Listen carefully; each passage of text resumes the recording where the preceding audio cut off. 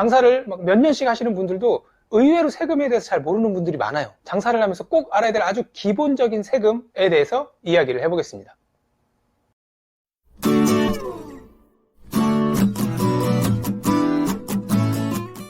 안녕하세요, 제이아빠입니다. 제가 지난주에 이자카이 하시는 분 상담을 다녀왔는데 이분의 고민은 월 4천을 파는데 막상 까보니까 남는 게 없더라. 뭔 이렇게 세금을 많이 내냐? 이제 이런 이야기였어요. 제가 매장을 방문해서 이제 메뉴도 봐드리고 매출을 어떻게 하면 올릴 수 있을까도 고민을 많이 해드리는데 세금 문제가 해결되지 않으면 앞으로 팔고 뒤로 미치는 상황이 계속될 수밖에 없어요. 뭐 대부분 알고 계시겠지만 모르시는 분들을 위해서 세금에는 어떤 게 있고 그리고 자영업자들이 어떻게 해야 세금 폭탄을 피할 수 있는지에 대해서 이야기를 해볼게요. 첫 번째로 자영업자가 알아야 되는 세금은 부가세입니다. 부가세는 아주 쉽게 누구나 알고 계실 거예요. 무엇을 사거나 팔았을 때 10%가 붙는 세금입니다. 예를 들어서 제가 이 가습기를 10,000원을 주고 샀어요. 그러면 이게 10,000원이 고스란히 가습기 사장님한테 가는 게 아니고 1,000원은 나라로 가는 겁니다. 이게 나의 경우도 마찬가지예요. 내가 뭔가 음식을 만들어서 팔았어요. 스파게티 하나에 15,000원에 팔았어요. 그러면 15,000원이 다 내 돈이 아니고 1,500원은 나라에 내야 되는 거예요. 이게 나중에 뭐 개인 사업자의 경우에 1년에 2번 부가세를 내라 라고 이제 나옵니다.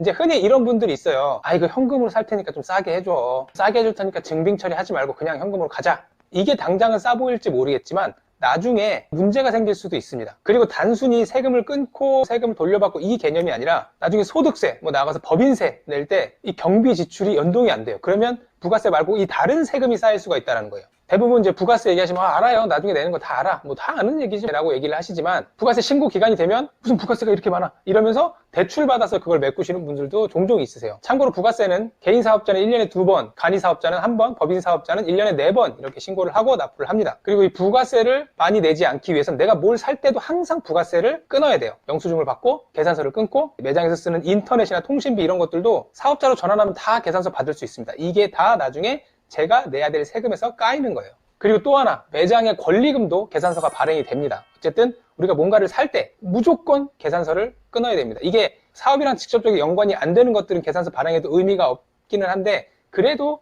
아리까리한 건 무조건 계산서를 끊으세요. 계산서를 끊는 게 무조건 유리합니다. 그리고 두 번째는 원천징수입니다. 이게 음식점을 운영하시고 직원을 고용하시면 무조건 이젠 법적으로 4대 보험을 들어야 돼요. 주방에서 일하는 이모님들 이런 거 있으시잖아요. 나 그냥 4대 보험 안 들을게. 월급이 250만 원인데 내 4대 보험 안 끊을 테니까 그냥 현금으로 250만 원 줘. 아니면 5만 원 깎아줘. 그렇게 해서 주면 이거 나중에 정말 큰일 납니다.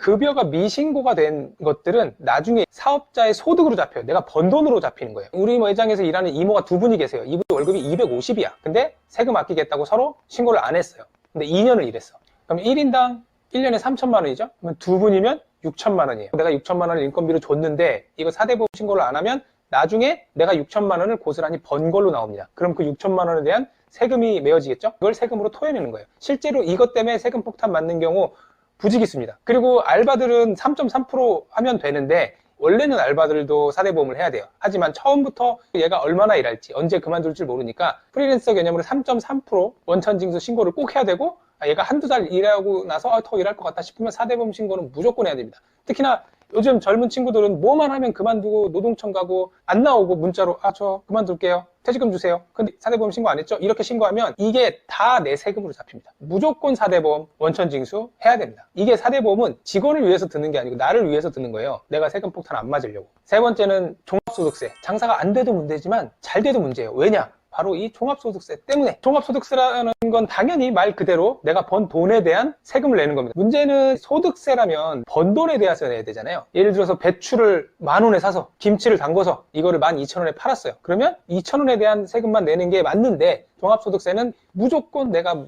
만들어낸 매출에 대한 세금을 때리는 거예요. 근데 이게 또 문제가 뭐냐? 제가 어느 정도 매출이 나와요. 연매출이 7, 8억 이 정도 되는 걸로 알고 있는데 그 정도가 넘어가면 성실신고 대상자가 됩니다. 성실신고 대상자가 뭐냐? 너 돈을 많이 버니까 돈을 더 내라 이런 겁니다. 그럼 또 세율이 붙어요. 35%인가 40%인가 이렇게 붙는데 내가 얼마나 열심히 일을 했건 얼마나 매입을 했건 얼마나 인건비를 많이 나갔건 그거와 관계없이 성실신고 대상자가 되고 거기에 대한 세금을 납부를 해야 됩니다. 그래서 이 세금들이 맞물리는 거예요. 내가 돈도 어느 정도 벌어요. 그럼 종합소득세를 내고 거기에 대해서 감면을 받기 위해선 내가 사는 모든 것들에 대한 세금 계산서를 철저하게 끊고 지출을 증빙을 해야 됩니다. 나 이만큼 돈을 썼어. 그러니까 세금 감면해줘를 부가세로 해야 되고 내가 데리고 일을 하는 직원들, 뭐 이모님들, 알바님들 다 관계없이 무조건 4대 보험 아니면 원천징수를 해야 됩니다. 은근히 이거에 대해서 무지하거나 안일하게 생각하시는 분들이 계세요. 운이 좋으면 뭐 1년, 2년 그냥 갈 수도 있습니다. 근데 이게 나중에 걸리면 눈탱이를 맞습니다. 너무 무서워요. 제가 세금에 대해서 그렇게 잘 알지도 못하고 제가 뭐 전문가도 아니에요. 세무사도 아니에요. 하지만 장사를 하는 게 그냥 내가 뭔가를 만들어서 손님한테 팔면 이게 다 내 돈이다 라고 되게 간단하게 생각하시는 분들이 은근히 많아요. 당장 내 통장에 손님이 결제한 카드값이 쌓이면 이게 내 돈인 줄 아는 사람들이 있어요. 근데 절대 그렇지 않습니다.